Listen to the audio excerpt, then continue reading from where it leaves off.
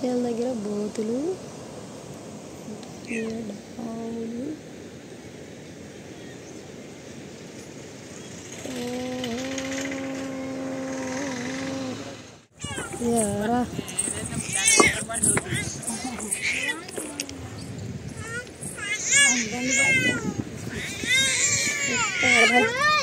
మా అమ్మ మీరు ఇంత పెద్ద డ్యామ్లో చేపలు పడలేదంటే నమ్ముతారా?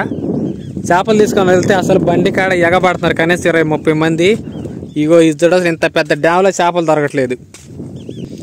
ఈ వల చూసారా, చేపలకి వేసినప్పుడు రాళ్ళకు పట్టుకొని ఇరుక్కుపోయింది. ఇంక ఎండిపోయిన దాకా తీరు దాన్ని ఇలా కట్టి వదిలేసేస్తారు. ఈ వాటర్ వచ్చేపాటికి మొత్తం గురిజాలకైతే వెళ్తాయి, పల్నాడు కిందకు వచ్చింది కాబట్టి. పెద్ద డ్యామ్ కాడకు వచ్చినా కానీ చేపలకైతే కరువు వచ్చింది. అసలు ఎంత వెతికినా కానీ బండి కాడ అయితే దొరకట్లేదు, ఎక్కడ పడట్లేదు అంట. అందుకని చెప్పి గాలాలు వేసి చేపలు అయితే పడుతున్నారు. అవి కూడా రాగంట్లు, ఒక్కోటి 10 కేజీలు, 7 కేజీలు, 8 కేజీలు దాకుండా అయ్యి.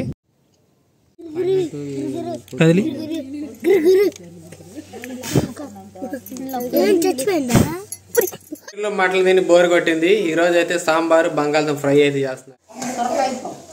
సొరకాయ పప్పు అంట, సాంబార్ కాదంట, సారీ.